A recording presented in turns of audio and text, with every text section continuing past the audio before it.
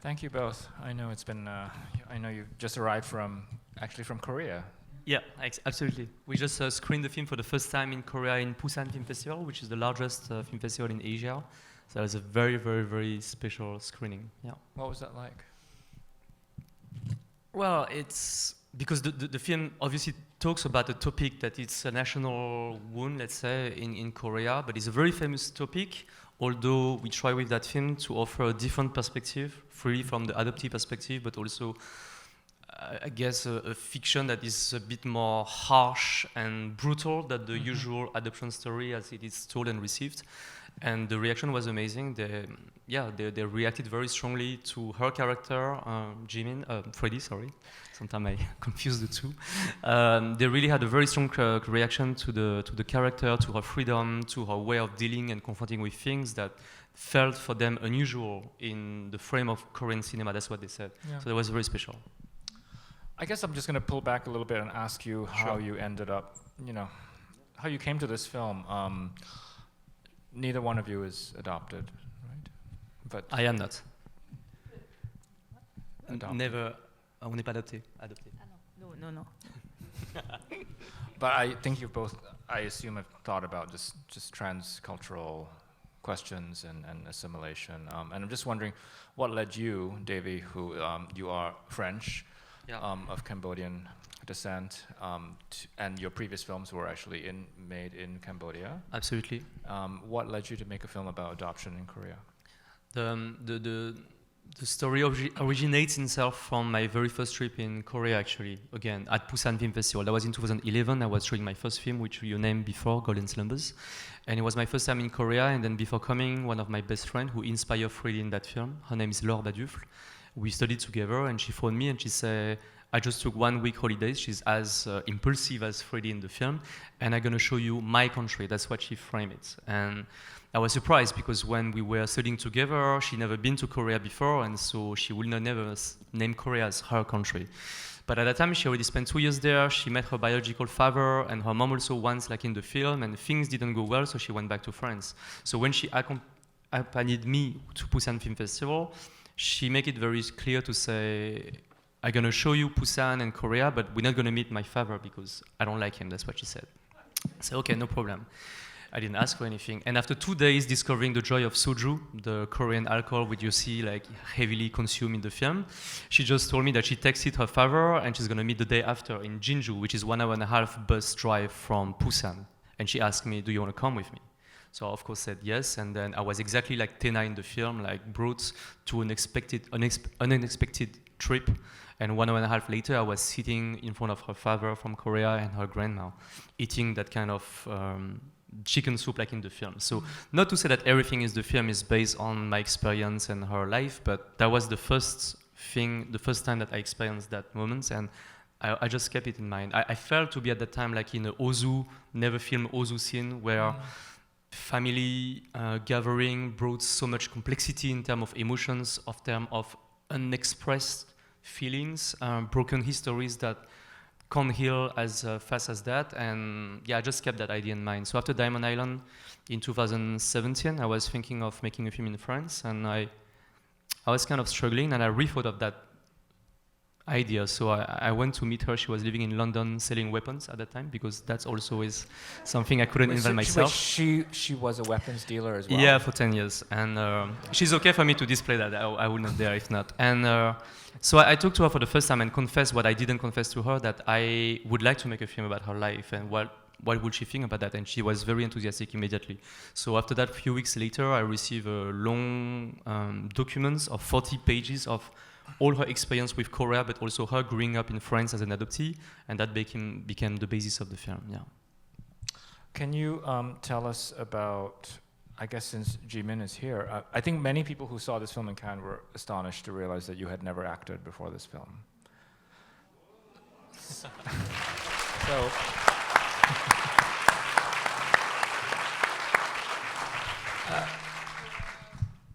thank you. Davy, how did you find her? I think it was a miracle, actually, because sometimes you write a script and you just put all your dreams into paper, and Yeah, especially when it's not. I haven't made 10 films, right? So I'm still totally a dreamer, and you don't think of the difficulties you're gonna see after. So once I finished it, I was like, okay, now we need to find an actress, but who can play that? And the thing is that I immediately wanted to work with someone with Korean origins, not just an Asian French actress, which we can find, but as this film really deals with origins, cultures, and identities, I wanted to find someone with Korean origins. And the Korean immigration and second generation of immigration in France is not very big. It's not like in America, for example. So facing that limitation, I make a casting with a lot of Korean adoptees, actually. I met a lot. It was a fascinating and rich experience to confront my script with them, to discuss, to listen to their stories. But I couldn't find the right one. First, because I didn't find someone that would share the anger and the force that Freddie in the writing has, but also because demographically that history of Korean adoption is a bit from people born in the end of the 70s or the early 80s, so they were kind of older than what I was looking for. And then one day I was in Locarno Film Festival. I talked with an artist who happens to be a Korean adoptee. I talked to him a lot about the film, about the character, and at the end of that long talk, he told me that I should meet his friend Park Jimin, because even if she's not adoptee, many of what I was explaining about Freddie and her trajectory make him feel like something that was resonating with Jimin. So we met in Paris, first around a coffee for like 2 hours, where we were just like sharing about our life, I think, your life and mine, and having this kind of talk that ended up being very quickly some kind of form of friendship, I would say, even before working together. But at the end of that coffee, I remember very clearly that I was thinking, if she can act, means that if she can be natural in front of a camera, then for sure she's going to be the one, because everything we talked about was resonating so much about many things about the film. So yeah, that's how we met. I don't know if you have a different version of our meeting. Not really, no. No, sorry, he talks too much. Yeah, so I talk a lot, sorry. I don't know what don't- happened to me. I don't have the space to talk, but yeah, he said pretty much the whole beginning. Yeah. But what was your response to the script? At first, I didn't have like the desire to act at all, because I'm an artist, and I'm a visual artist, and I'm really happy to do my work, my art. And when I met Davy, I was not thinking at all about like, oh, maybe I can like be part in his movie. And I wanted to meet him because I wanted to talk about Korea, because I was born there. I moved to France when I was 9. So yeah, I just wanted to meet some guy who works in film industry. Yeah. So, but I don't know when after this meeting at the cafe, we went home, and this same night he sent me a mail and asked me if I wanted to do a camera test. And at first I was like, why? And I don't know, this common friend we have, he is Korean-born, adopted in French family. So we talked a lot about the adoption thing, because it's a very big part of our country, like Korea, and also France and Europe, and also United States. So I think it was like a very important thing to be part in a project like that.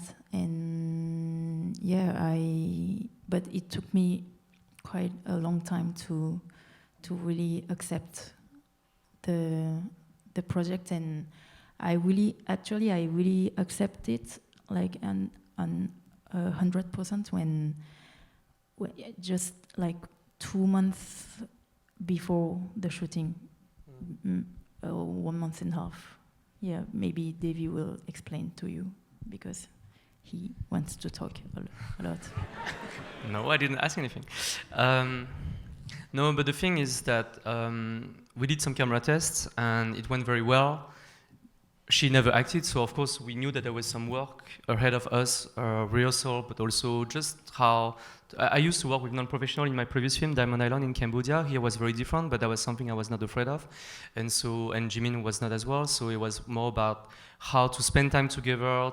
I think for me it's all about trust, how to give to an actor or an actress trust in themselves that they can do it, the trust in me, that they can follow directions, and also the trust in the other actors. So we spent time in that, but the unexpected thing that happened for me, and I guess for you as well, was that after a few months of not seeing each other, because I live in Cambodia, and Jimin was in Paris, and she was having some exhibition for her work, and when we met again, that was maybe like spring last year, she came to me and she said, well, and I was supposed to make starting rehearsal with her and the other cast, because there is other non-professional in the film, like Gu Ka-han, who plays Tena, the best friend in the first part, or Emeline Briffaut, the French actress who is Korean adoptee in the second part. They're also non-professional.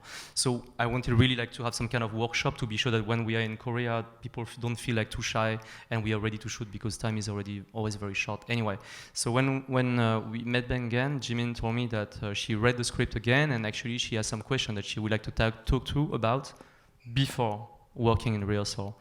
And I was thinking, okay, that's cool, maybe we're gonna spend like half an hour, 1 hour, and after we can start working, but that didn't happen that way. So we basically opened the script and she would like question every scene, like nearly every dialogue, to like question me, like why is the character is doing that, what does she think exactly, why is her boyfriend or Andre, the arm dealer, is telling that to her, and then she doesn't react. And it was kind of super challenging and unexpected to me, because I had to justify every different decision, and sometimes you know, and sometimes also you write out of instinct, and so I was kind of cornered sometimes.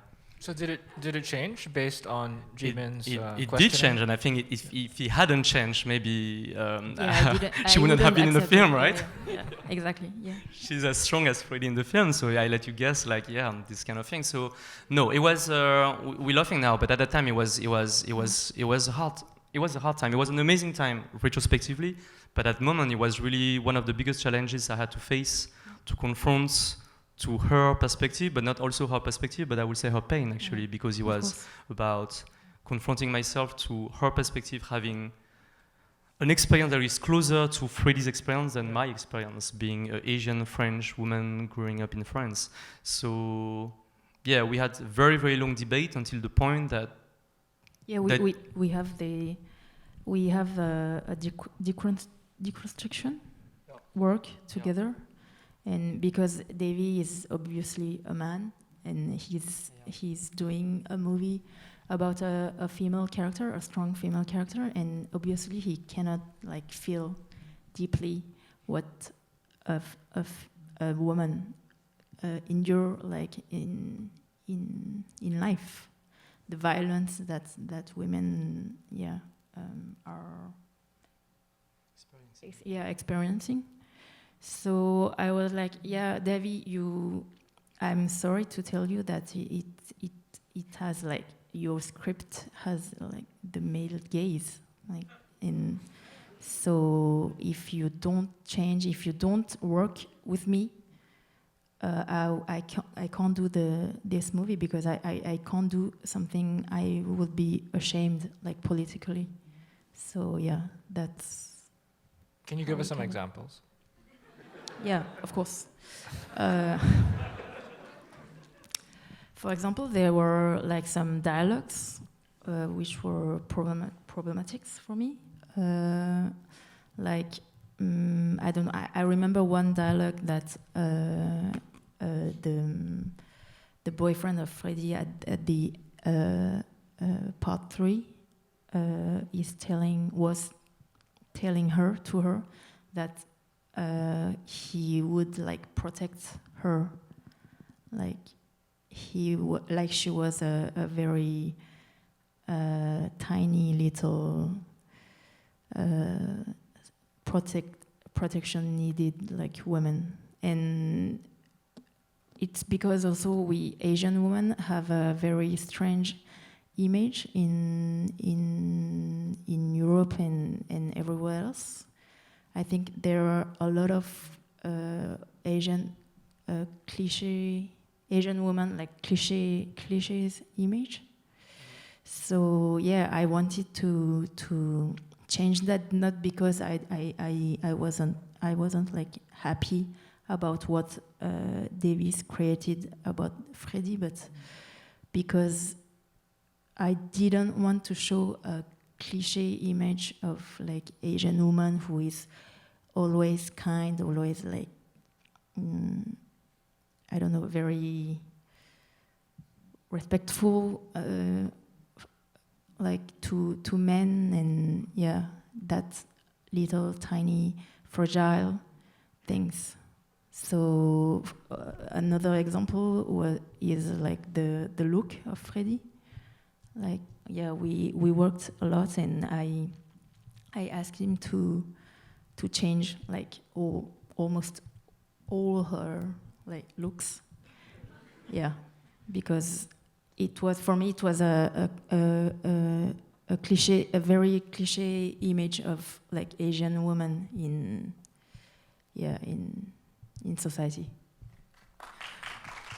Yeah, thank you. I'll just add that, to be very honest, I think that Jimin never tried to defend her own interest, but really the interest of the character. If we go back to the example of Maxime, I wrote a line, and when she says that I feel uncomfortable here, being in Korea, I'm in danger, and he was saying just like, I will protect you.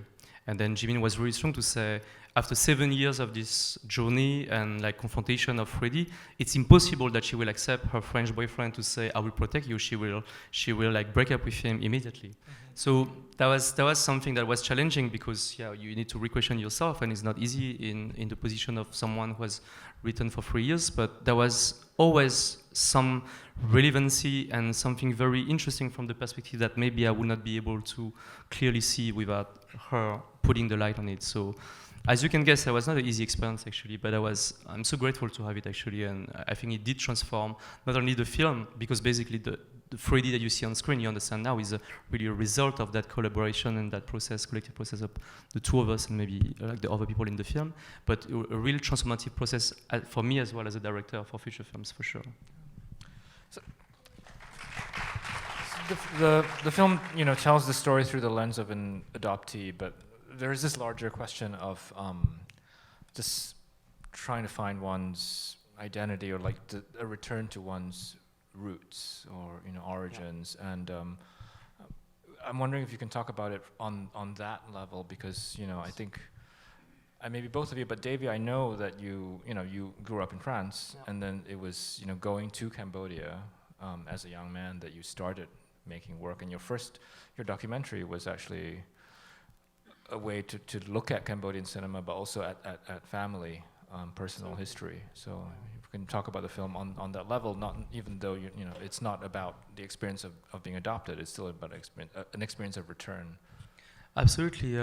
My parents were born in Cambodia, and they came to France in '73, 2 years before the Khmer Rouge, and when the Khmer Rouge took power, they had to stay in France, and they lost basically all our family there. So they had no choice than to stay in France. So that's why I was born there in the early 80s, and without knowing anything about the country of my parents. And when I started making short films and thinking of making film as a career in France, one story came back to me, which is that my grandfather, who I never met, I always heard that he was into movie industry in Cambodia. But again, because the past was some kind of very opaque zone, I would not really know. So I started asking questions. I was 20 something. And then I discovered, making some research, that he was the biggest producer of film in terms of number of film produced in Cambodia from 1960 to 75, which is basically the golden age of Cambodian cinema before the Khmer Rouge, which took power in 75. And that was an amazing thing. So I decided to go there. I was 25, exactly like Freddie. And with some kind of, I would say, really the carefree spirit of Freddie, of when people were all seeing me doing my journey to the roots. That's what everybody was saying in France, that, oh, you're going back to the roots. And I was very in resistance to that. I was saying, what are you talking about? It's just that there is this amazing topic of film, and I'm going there to make a research. It happens to be the country of my parents, but that's not a journey to the roots. That was in 2009, and now in 2022, I just got a baby boy 2 weeks ago in Cambodia. I live there, and I'm producing films there. So thank you. So obviously was more than just going there like Freddie at the beginning, like holidays and then go back to France and that's finished. No, that's a first trip that transformed me deeply, but it took time to do that, and it really also affected very strongly, I would say, representations I had about what identity means, what I was reflecting myself to be, and that kind of balance between two different cultures. So that's, of course, when I was choosing to make the film about the story of my friend, there was something obvious in the same time that I knew that I would tell a lot about my own experience between two countries, the feeling of displacement, the feeling of basically, as Freddie, going to a country where you're supposed to come from, but you don't know anything about. People have the same face than you, but they look absolutely different. That's why in the film, there is a lot of close-ups, but I think that's some kind of attraction and an understanding of Freddie, looking at these faces that look like her, but is not her. So pure alterity and in some time resemblance, closeness and distance. So I honestly put a lot of personal things in the film, and I believe processing also these 10 years of being between France and Cambodia, but mostly now Cambodia, and into that 8 years fiction of Freddie in Korea. Jimin, did you have a similar experience as somebody who was born in Korea, moved to France? Yes, of course, because I moved to France when I was 9. And I was always like, I had in my early days, I had a lot of questions about my roots and my identities, because I have two identities. So yeah, I spent some hard times, and I think I didn't find answers yet. Maybe I will never find answers about my roots and my identities, but yeah, I think I can feel what Freddie feels, even if I'm not an adoptee, because when you are not, you feel not at home where you're at home, or where you're at in the country you were born. I think it makes you really, it turns you, I don't know, a very extreme person with a lot of paradoxes. And yeah, I don't remember the question, sorry, but I think it's quite. I think it's quite. Actually, it's quite difficult to have like plural identities, and I think that's why Freddie has such violence in her, and such contradictions. Yeah, contradictions and paradox. And yeah, sorry, I don't remember the question, actually. I would add as well that for me, we're living in a world where identity becomes such a big thing. Like, we obsess with identity. There is some kind of obsession as well to self-define yourself, to know who you are and to affirm who you are, which is great. But what happens when you don't feel to belong to any of the category, or you feel to be like in between things? And I think that's what for me is so stimulating and refreshing with a character like Freddie, because she's refusing all this kind of definition. She's refusing people to always label her, to put her in boxes. And as soon as you put her in boxes, she's just destroyed the box. And so she says no, and she's in resistance to all these kind of identities, affirming maybe some kind of multiplicity of identities. That's how she changes part after part. And it's painful for her. It looks like a painful experience because she often falls and have to stand up again. But she has this kind of bravery of refusing easy labels and easy way of maybe fake reconciliation with yourself. Because if we talk about adoption story or journey to the root story, I watch a lot, actually. It's not like a unique film about it, but I often felt frustrated with the kind of narration that you were bringing into these kind of films that felt to me to be a bit artificial, into making things a bit too easy, towarding some kind of self-reconciliation and happy ending. And my experience of life, but also talking with people who experience similar thing, shows me that things maybe are not that simple. It takes time. That's why the films unfolds during 8 years, and maybe it takes a life to understand exactly where you belong, but not only where you belong, but the right place between you and things, ever it is a country, ever it is people, ever it is your family. But so I think the film really tried to dig in that. Sorry. Yeah, but maybe the only answer we can get is that we belong anywhere. So yeah, we are like lost souls who try to find some answers. But yeah, maybe the life is like just trying to find some answers, but yeah, maybe we will never find like the answer of that. Yeah. You're already starting to talk about this, but I guess I think this is why I think the form of the film is so exciting, which is the idea that it's told in these sort of discrete like chapters, and there are multiple Freddies. Yeah. And there are multiple identities, and like she sort of like wipes the slate clean and comes back as a new person like every time you see her. It's like, so that was part of the conception of the film. Yeah, when I read reviews of the film, when there is reserve about it, people will feel frustrated, and maybe it's the case for some of you here, that they wish that the first part was all the film, like we will just follow her during this first trip. But for me, it's so much in contradiction to exactly the desire I had at the beginning, which is really this transformative process of healing, I would say, and of finding yourself, and the huge courage and force it requires to someone like Freddie. And I think I met in my life people like Freddie, and I've always been very inspired by their courage of reinventing themselves all the time and never to stay into one fixed place and one definition. It's so stimulating, and that's definitely what I wanted, and that maybe that transformation, we hope it to arrive and to reach a point of some kind of maturity and peace.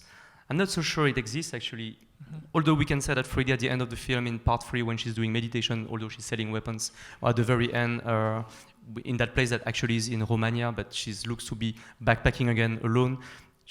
We feel that maybe she has found some sort of peace, but I'm not sure we can say she's totally at peace. That's what she said in the last text. I think I'm happy, but it's always an hypothesis, right? So this kind of thing was really at the core of the project. I found it very, very powerful to see someone who will always challenge you into not being who you expect her to be. Yeah. I think she's a fighter. Yeah, she has a soul of a fighter. She fights like every rules that society or family wants to give her, and she fights every day. And I think that's one of the way to respond to all that questions she has in life. I think we're almost out of time, but maybe I can squeeze in one audience question if there is one. Yeah, we'll go over here.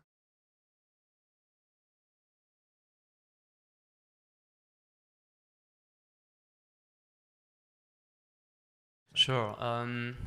As in many films in the film, I wanted to play with heterogeneity, mixing different things that don't belong to the same world or the same culture, because it's basically what Freddie is, some kind of alien in her own country. So, including in the music. So I decided to use some Korean music. Some of it is a lot of old vintage song from the 70s, rock and roll musics. I fell in love with that music on my first trip in Korea. And I think it's always important for a director to play with something that you have pleasure with, and to give that and to share that pleasure. But there is a meaning for me, obviously, in the film, that it's, this old, I refer to my own experience. When I went to Cambodia, I listened old songs from Cambodian rock and roll as well. And they immediately have this taste of nostalgia that you can feel this coming from the past, but that's a past I didn't know anything about. So that's a very contrasting feeling of listening to something that comes from your past, but you don't know your past. So I wanted to play with that. But it also somehow surrounds the character of the father, I believe, because they are like very sad songs full of regret. That's what we can feel. Some kind of joy of that time maybe, but also full of regrets. And I think yeah, it's kind of like the universe of the father that kind of like falls into her. That's why when she changed the music and dance on it, it's another music and more European music. But there is evolution of the music. So I work with two French composers. They're actually the one who compose all the composing music, but including the pop song in which she dances. Many people ask if it's a famous song. Actually, they compose it for the film, and it's an amazing song. So I hope it's going to be a tube. Yeah, thanks for them.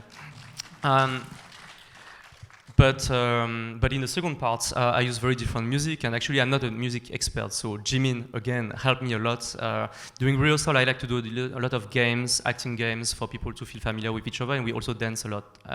And I discovered that she was passionate with dancing, which I love too as well. So we dance a lot and playing different kind of music, and she showed me the German techno that is playing. And yeah, obviously, the second part shows a Freddie that somehow seems to have found a place where she feels good in Seoul, which is a very specific place, very different than the young people in the first barbecue that looks to come out of a K-drama from Korea. But now she's more evolving, in some kind of underground scene of Seoul nights. And so the music was also darker, as if Freddie was really digging into, like the parties in the basement, so she's really like digging in the stomach of Korea, and in the third part there is nearly no music. That was the idea, so of having something seemingly more peaceful. But as for me, all the film is about the idea of distance, which is basically the one question of the mise en scène, and like what distance can she find between this country and with her family. And in the first part, maybe the father doesn't respect the distance because he's come with all his sorrow and he's kind of vomiting his pain on her, thinking that maybe that's the right thing to do to express his regret, but Freddie just cannot stand it. She just arrived, and so he kind of break the normal distance that she would at least expect from him. So I feel that, again, it's a question of time. After these 7 years, somehow the characters, with maybe their own reflection and their own time to digest their stories, kind of, at least during the time of a dinner, find the right distance. And the music that the father plays at that moment, for me, shows that kind of, maybe that kind of perfect balance, even though it's only for 52 seconds, of finding the right place toward each other. Yeah. I'm afraid we are out of time, but Jimin and Davy, thank you so much for the film. Thank you. For being here. Thank you so much. It was a real pleasure. Thank you, Dennis.